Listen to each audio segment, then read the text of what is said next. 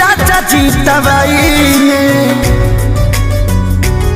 चूमा मांगेला टेकटरवा वाला गेहूं के कटाई में चूमा मांगेला टेकटरवा वाला गेहूं के कटाई में।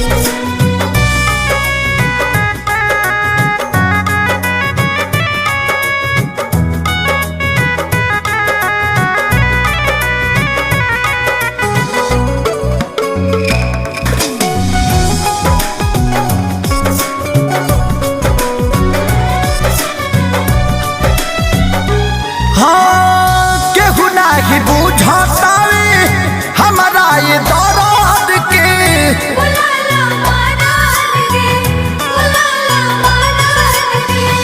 तोरी में के बोझा